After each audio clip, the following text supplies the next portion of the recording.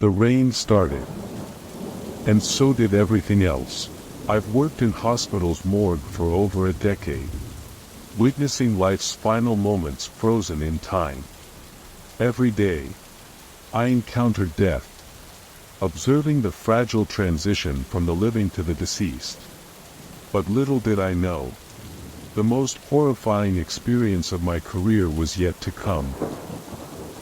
It was a dark, stormy night, the kind that sends shivers down your spine. The hospital corridors were eerily quiet, save for the distant hum of machinery and the occasional echo of footsteps. The room was unusually cold, the air thick with a strange energy that made my heart race. Something was off. As I prepared to carry out my nightly routine, my eyes fell upon a body that was not supposed to be there. A living person had been mistakenly delivered to the morgue and left frozen in one of the cold storage units. Panic gripped me, and a chilling realization washed over me like a tidal wave. How could this happen? How could someone be alive and yet encased in the realm of the dead? With trembling hands, I approached the frozen figure. Their eyes were wide open, filled with sheer terror, as if they had been conscious throughout the entire ordeal. A cold sweat broke out on my forehead, as fear gnawed at the pit of my stomach. Unable to bear the sight any longer, I rushed out of the morgue to seek help. I ran through the labyrinthine hallways, the darkness seemingly closing in around me. Finally, I reached the nurse's station. Breathless and desperate, I pleaded with the staff to come to the morgue, to witness the impossible. But when we returned, the cold storage unit was empty. The living person, once frozen in time, had vanished without a trace. The hospital staff dismissed my account as a hallucination, a trick of the mind brought on by exhaustion and stress. But deep down, I knew the truth. I had encountered something otherworldly, something that defied the laws of life and death. From that night on, I saw shadows lurking in every corner, and every gust of wind carried whispers of the unknown. The morgue, once a place of solace, had become a chamber of horrors. I was tormented by the unanswered questions, haunted by the thought that the living person was still out there, trapped in a chilling limbo. The hospital continues its operations, oblivious to the horrors that unfolded within its walls. A few days later, I was inspecting the bodies and accidentally came across the same person. Goosebumps ran across my skin, and he looked me straight in the eye. I tried to check his pulse, but his heart was no longer beating. I had been working at the city morgue for over a decade, and during that time, I had seen my fair share of eerie sights. But nothing could have prepared me for the chilling events that unfolded one fateful night. As the only worker on the night shift, I was accustomed to the solitude. But that night, an inexplicable sense of unease hung heavy in the air. As I went about my usual routine, preparing the bodies for autopsies, I couldn't shake the feeling of being watched. It started with small things. A missing instrument here, a misplaced document there. I dismissed them as my own forgetfulness, attributing the lapses to the late hours and my tired mind. But soon, more alarming incidents unfolded. One night, while working on a deceased patient, I turned my back for a moment to retrieve a tool. When I returned, the body's organs had vanished from the tray. It was impossible for organs to simply disappear without a trace. Yet there they were, gone as if they had never existed. My heart raced, and a cold sweat trickled down my spine. I searched the room, desperately hoping to find an explanation. But all I found were empty shelves and vacant drawers. Fear gripped me like a vice as I struggled to find a rational explanation. Was someone playing a macabre prank? Or was something far more sinister at play?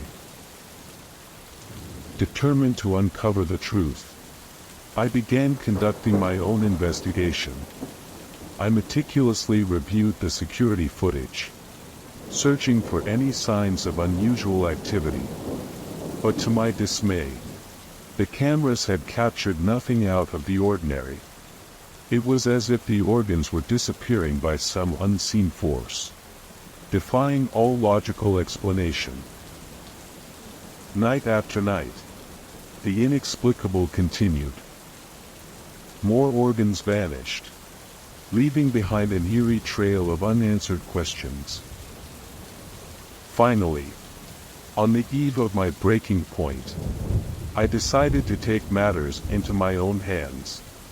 Armed with a flashlight and trembling with trepidation, I ventured into the depths of the morgue, determined to confront the source of these unexplainable phenomena. I stumbled upon a door I had never noticed before, concealed behind a forgotten cabinet. What I saw next shattered my fragile sense of reality. I saw all the organs on the table that were disappearing. They were laid out in the shape of a human body, as if someone wanted to assemble a new person with their own hands.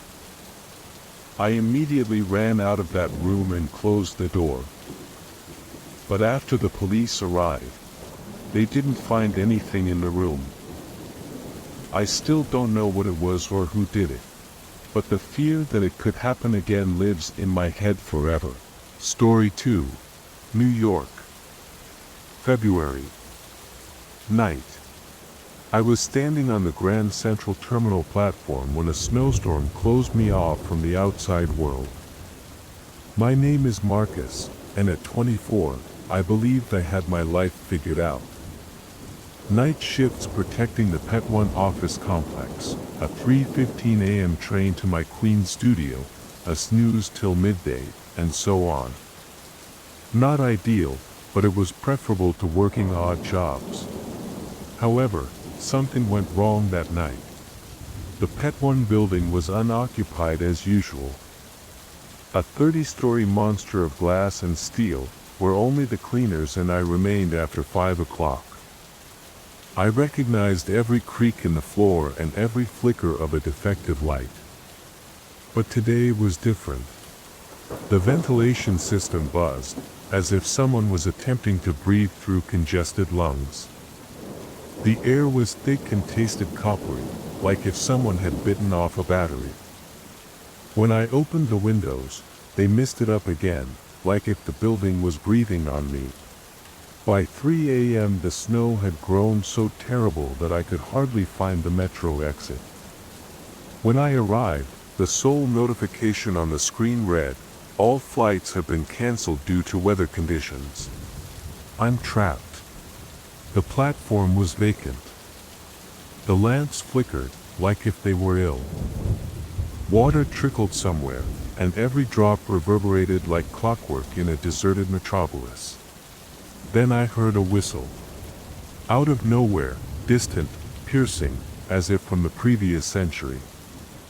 Behind it, the repetitive clatter of wheels and the hiss of steam. Impossible. But suddenly a train appeared from the darkness of the tunnel. Not a modern subway train, but a vintage steam engine in red and black, with gleaming brass embellishments. The automobiles behind it were built of dark wood, with windows that reflected the light too many times, as if it wasn't me shining, but rather my reflections. The door opened. The conductor walked out onto the platform. Tall. Too tall. in a 1920s outfit that absorbed light rather than reflected it. His face was pallid, and his eyes were practically translucent. "Last train to Crossroads Junction," he remarked, his voice gentle yet deep as I entered. The door closed behind me with a dull click, like to a coffin lid. The air was heavy with the scent of ancient books, leather chairs, and something else. Delicious. It appeared that flesh was decaying under the floor. The carriages inside were spectacular, with crimson velvet, dark wood, and metal that shimmered gold under the light of the chandeliers. However, as I stared longer, the details grew more distorted. The velvet on the seats was very soft, almost lifelike. It shifted slightly when I touched it.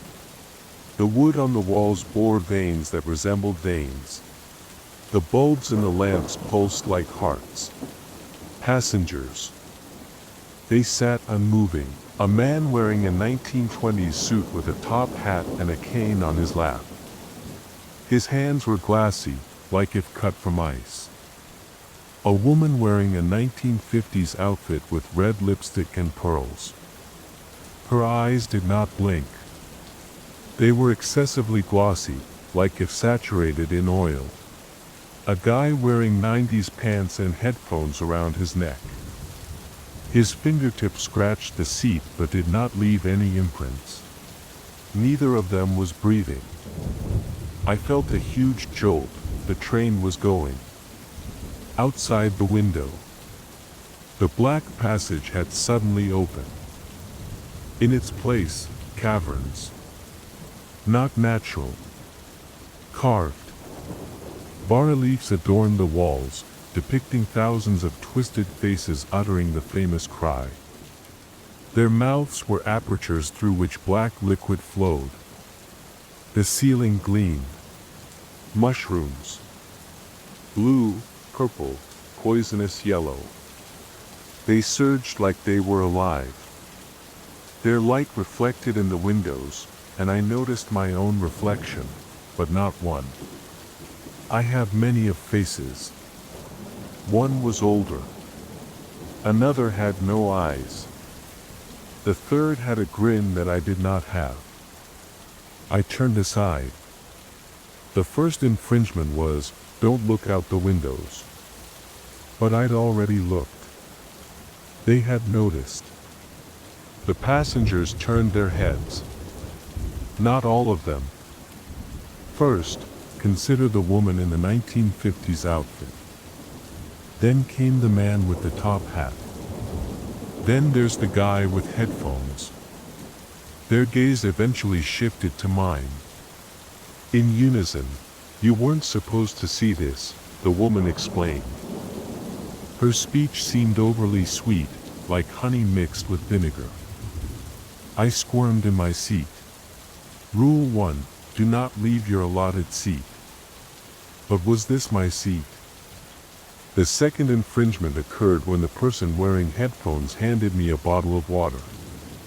"Try it," he murmured. "You'll feel better." The water in the bottle was crimson. Rule 2, no eating or drinking. I declined. The boy laughed, which sounded like glass on metal. "You have already breached one rule. Why not break another? Third violation." Then I heard my name. Marcus. A woman's voice. Familiar. Mom's. I nearly turned around. Rule 3, if someone phones you, don't answer. But the voice continued, closer now, as if someone was standing behind me. "Marcus, look at me." I pinched my eyes closed. "Do not turn around. Don't respond." The last warning. Suddenly, the lights turned off. A loudspeaker crackled in the darkness, and the conductor's voice broke through the silence. "Next stop, Crossroads Junction. Passengers who break the rules will be disembarked. Early." I opened my eyes. A woman in a 1950s clothing sat next to me. She smiled. "Marcus, you've already broken 3 rules. The 4th will be the last." Her fingers brushed my shoulder. Cold. Extremely chilly. In the 5th carriage, I discovered another passenger's journal. "You're already dead, Marcus." I remembered the bad ventilation in Pet 1. There is a coppery flavor in the air. I had CO poisoning. This train wasn't for the living. The train came to a stop. The platform was massive, seemingly reaching into infinity. On it stood the dispatcher, a star-shaped creature with a visage that alternated between human and emptiness. "You can go on," he said. "Or stay." I stared at the train and the people, who moved around like shadows. "I am staying." The dispatcher grinned. "You will become the next leader. Now I greet the passengers. I establish regulations for them. I lead them to decisions. Because Crossroads Junction isn't the end. This is only the beginning. We are not alone. The rain keeps secrets.